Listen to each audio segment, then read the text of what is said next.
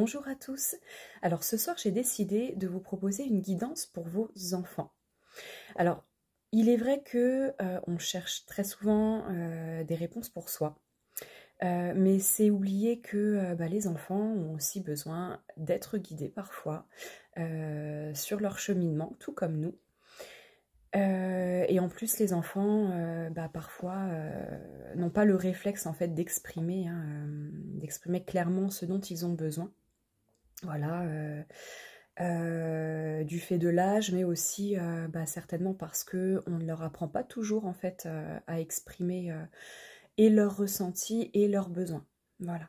Donc voilà, j'ai trouvé cette idée intéressante. Alors ce soir, je vous propose de ne pas tirer les cartes en direct, mais plutôt de vous proposer 3 tas. Donc on a le tas 1, le tas 2 et le tas 3. Donc, je vous laisse choisir le tas qui vous convient. Donc, vous pouvez choisir pour votre enfant, si vous ne souhaitez pas qu'il participe directement. Et dans ce cas, vous pouvez lui transmettre le message un peu plus tard, quand le moment sera juste, et avec vos propres mots. Ou alors, vous pouvez tout simplement faire participer l'enfant au tirage et le laisser choisir son tas préféré. Alors, si vous avez 1, 2 ou 3 enfants, il peut aussi s'agir de choisir une carte par enfant ou une pour plusieurs enfants. Voilà. Donc là, c'est vrai que j'ai proposé que 3 tas. Je suis désolée pour les familles qui ont peut-être plus que 3 enfants. Du coup, peut-être que dans les prochaines, je proposerai plus de tas.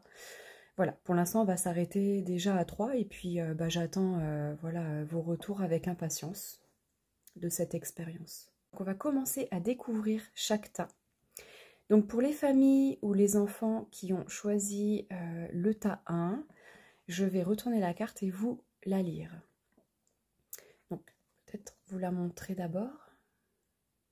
Voilà, mais je ne suis pas sûre que le contraste soit évident pour lire. Alors, qu'est-ce qu'il nous dit, ce petit tas-là? Alors, il nous dit « Dépasse ta peur de l'échec. Trompe-toi encore et encore. Rassure-toi, tu ne peux jamais vraiment te tromper, car tu apprends toujours quelque chose de tes erreurs. Alors que, paradoxalement, plus tu cherches à être parfait, et plus tu as peur. » Alors, je sais pas vous, mais moi, c'est un accord et un conseil qui peuvent me parler, d'accord? Donc voilà, c'est une guidance pour les enfants, mais pourquoi pas vous, en tant que parent, si vous vous sentez aussi concerné, je vous rappelle, c'est une guidance intemporelle, et la personne qui tombe dessus, il n'y a jamais de hasard. Et c'est un conseil qui peut être aussi bien applicable aux adultes que aux enfants. Donc là, on parle de l'échec. Donc ça peut être la peur de l'échec scolaire, ça peut être la peur de l'échec dans les activités quotidiennes, ça peut être la peur de l'échec dans les activités sportives de vos enfants, par exemple. Voilà, donc en tout cas, tout ce qui peut être perçu par l'enfant comme un échec. Donc là, cet accord-là explique à l'enfant que l'échec est en fait formateur. Alors, forcément, nous, en tout cas nous, notre génération à nous, parents, quel que soit l'âge, c'est vrai que on a appris à pas se tromper. On a appris que l'erreur n'était pas bonne. Et je sais que ça, c'est vraiment quelque chose que moi, personnellement, en tout cas, j'ai à cœur d'inculquer à mes enfants. Et je vous assure que c'est pas une mince affaire, d'ailleurs. C'est vraiment de ne pas avoir peur de l'échec, de ne pas avoir peur de se tromper. Pourquoi? Tout simplement, je le répète, l'échec, c'est formateur.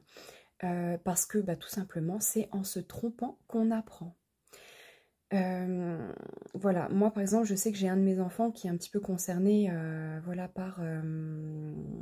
par cette situation, qui a souvent peur de se tromper, qui voit les erreurs comme quelque chose de négatif.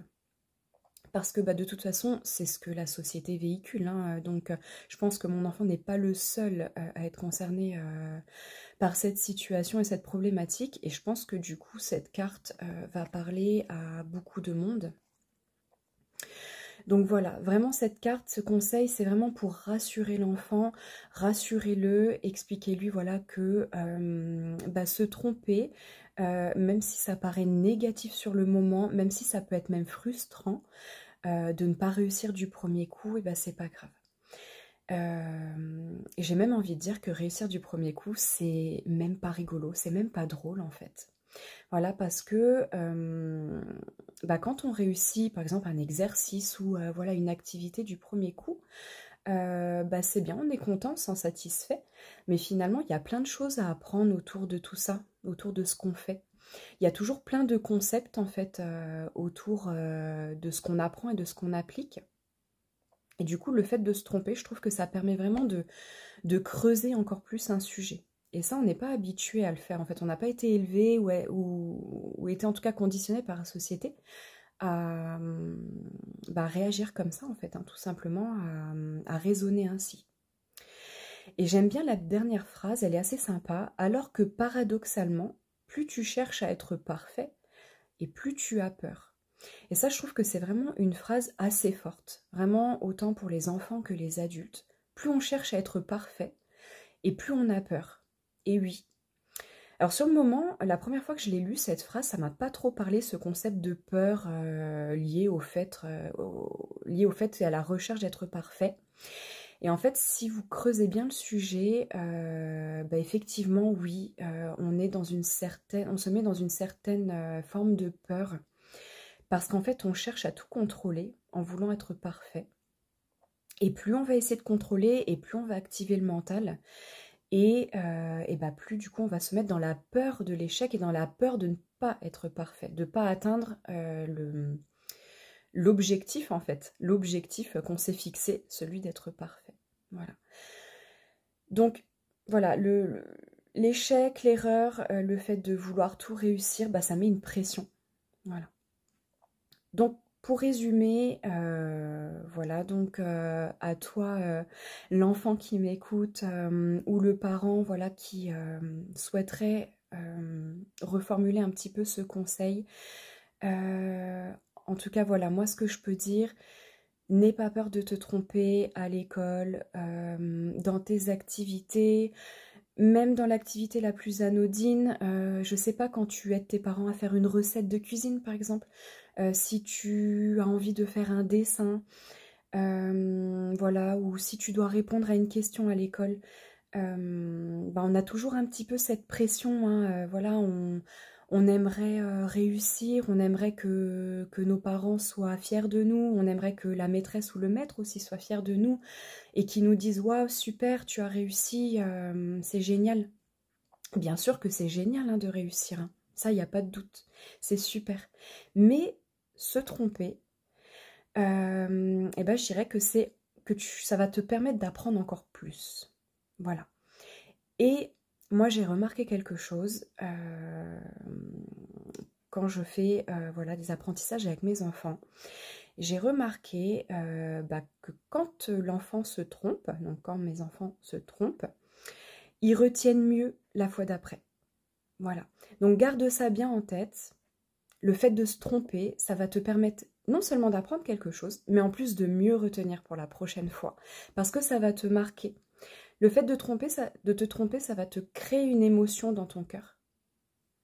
Et du coup, ta mémoire dans ton cerveau va s'activer encore plus. D'accord? Donc ça va vraiment ancrer un souvenir dans ta tête. Et la fois d'après, tu peux être assuré, tu peux me faire confiance. Tu t'en rappelleras bien plus facilement.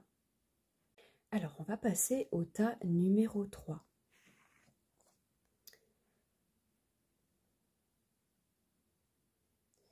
Alors, c'est pas hyper net, donc je vais vous le lire. Imagine un mot doux pour t'encourager. Quel mot préfères-tu entendre? Que te disent tes parents pour te soutenir dans les moments où tu en as le plus besoin? Alors, si tu as choisi le tas numéro 3, peut-être que en ce moment, tu traverses peut-être une période difficile ou simplement une période qui est un petit peu contrariante, ou peut-être que tu te sens un petit peu triste en ce moment. Voilà, en tout cas, il y a peut-être quelque chose qui te contrarie. Si ce n'est pas le cas, c'est super, d'accord? Ça reste un conseil qu'on peut appliquer dans la vie de tous les jours, si un jour il t'arrive de te sentir triste, d'accord? Donc je répète, si là tu as choisi ta numéro 3 et que tu ne te sens pas triste, c'est génial, reste vraiment dans cet état, d'accord? Maintenant, si un jour ça t'arrive de te sentir triste ou d'être contrarié, ou si c'est déjà le cas en ce moment, et souvent, voilà, quand on tire un tas, il n'y a pas de hasard, cette carte-là, ce conseil-là va te conseiller pour faire passer, pour t'aider à traverser cette période et à faire passer cet état de tristesse, va t'inviter donc à choisir quelque chose qui te rend heureux. Alors, qu'est-ce qui te rend heureux? Comme la carte le précise, ça peut être un mot doux, d'accord? Une parole douce, une parole qui t'a rassuré, une parole qui t'a rendu joyeux, qui t'a provoqué en tout cas des émotions positives dans le cœur, qui a pu être dite par un parent, par quelqu'un de ta famille, ton frère, ta sœur, peu importe, un ami aussi, d'accord? Donc là, la carte te parle d'un mot, un mot doux.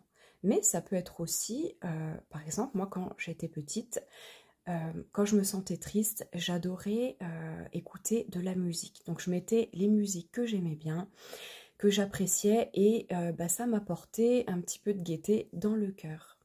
Voilà, donc ça peut être une musique que tu aimes bien, que tu peux te mettre à écouter. Ça peut être aussi faire une activité que tu apprécies. Si tu aimes dessiner, tu peux te mettre à dessiner. En plus, le dessin, ça permet aussi de transmettre sur ton papier ton émotion. Voilà, donc ça permet, en dessinant, de t'en libérer. Voilà, donc en tout cas, tu peux aussi, par exemple, j'allais oublier, tu peux aussi te remémorer un souvenir. Donc par exemple, voilà, si tu as un souvenir en tête qui t'a vraiment rendu joyeux, qui t'a fait plaisir, ça peut être par exemple un anniversaire, ça peut être des moments passés avec tes amis, des moments qui étaient joyeux, où tu as bien rigolé par exemple.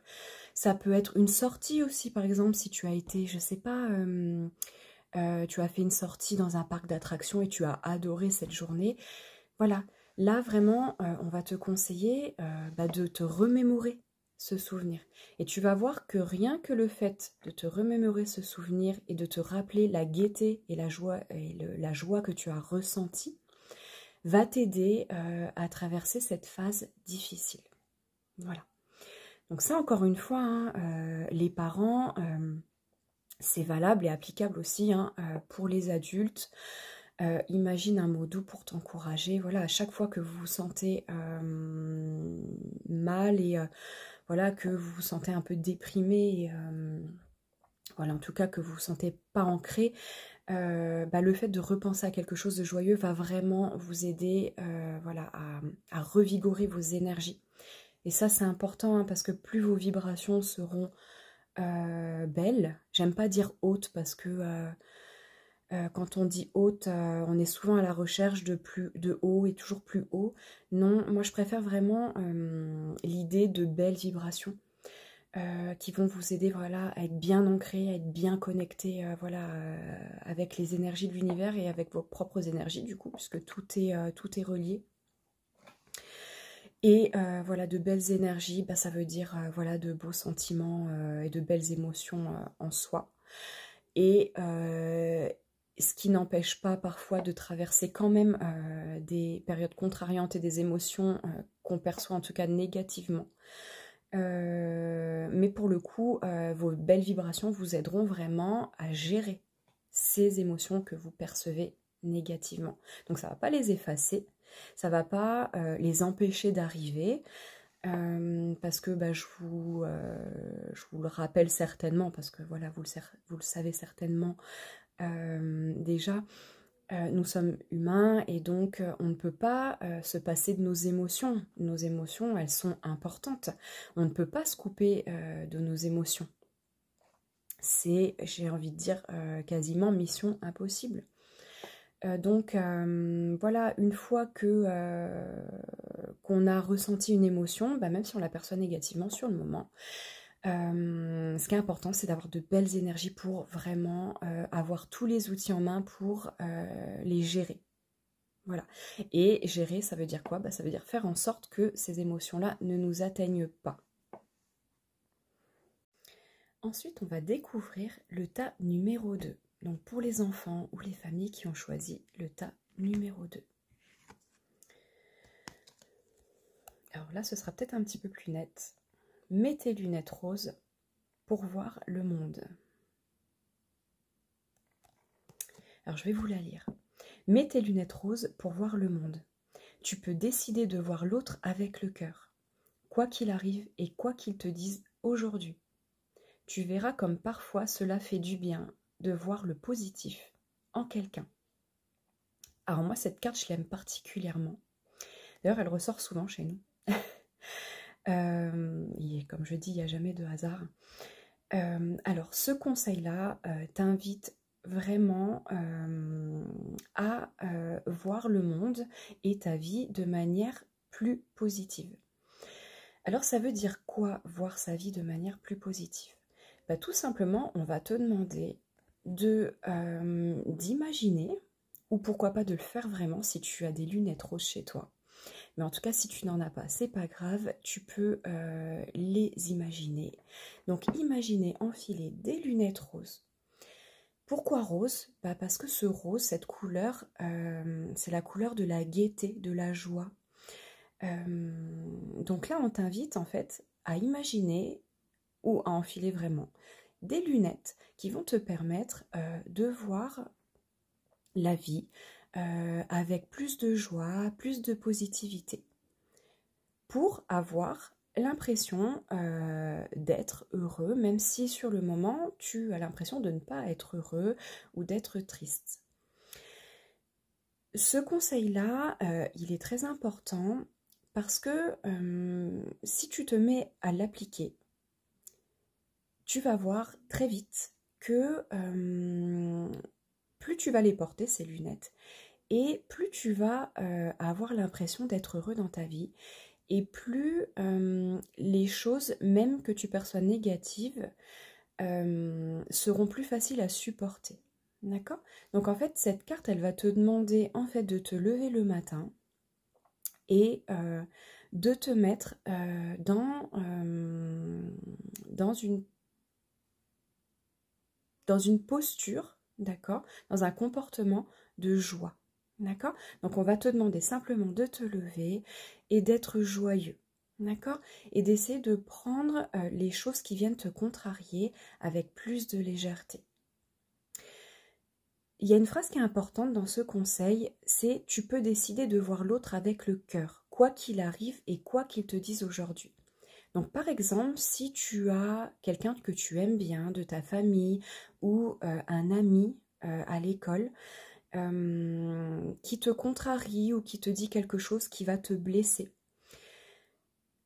Et bien dans ces cas-là, on va te demander de penser à activer tes lunettes roses, d'accord?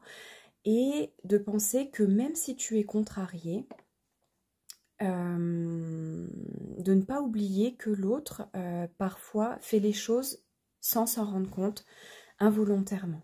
D'accord? Parfois, voilà, tu peux avoir un ami voilà, qui te blesse, mais bah, parfois on ne le fait pas exprès. Alors bien sûr, hein, ça ne l'empêche pas voilà, de s'excuser de son comportement, hein, ça ne t'empêche pas toi de communiquer avec ton ami pour lui expliquer voilà, qui t'a blessé, comment tu te sens, d'accord? Surtout c'est ça qui est important, d'expliquer tes ressentis, expliquer à ton ami comment tu te sens. Ça c'est très important. Et voilà, de faire preuve d'une certaine, ce qu'on appelle la compassion, d'accord? C'est de comprendre que parfois, eh ben, on peut voilà, avoir traversé une mauvaise journée, avoir des émotions négatives qui nous traverse. Et bah, du coup, parfois, on peut mal réagir, ou en tout cas réagir d'une manière différente de ce qu'on aurait pu faire habituellement.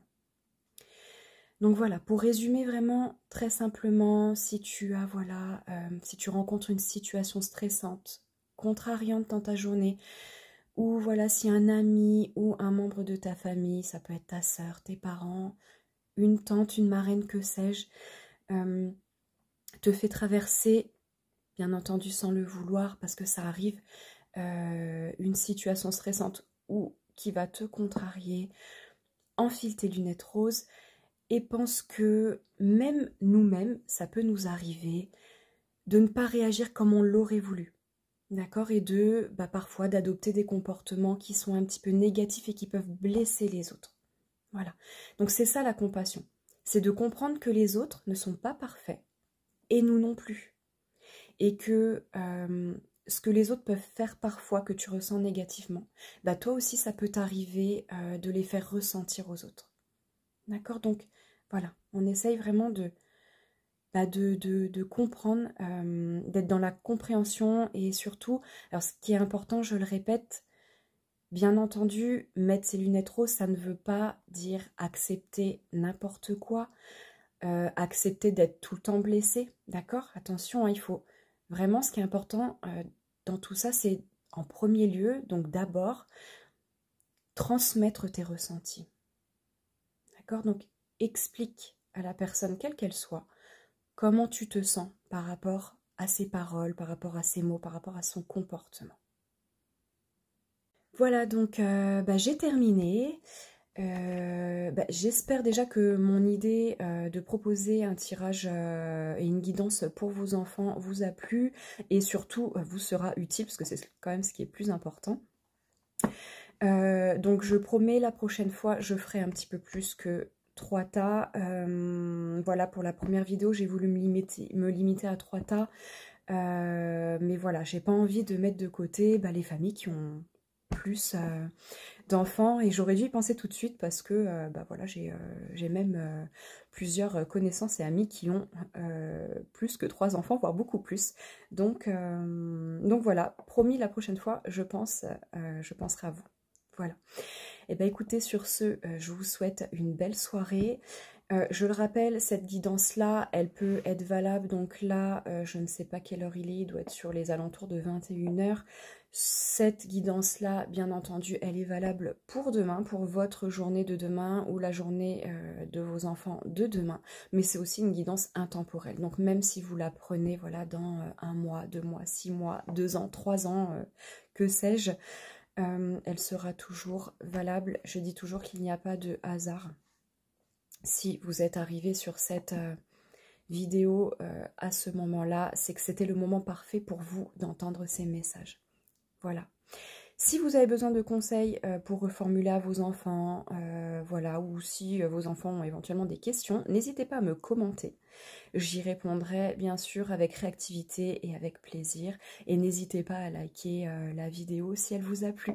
Voilà, merci et à bientôt.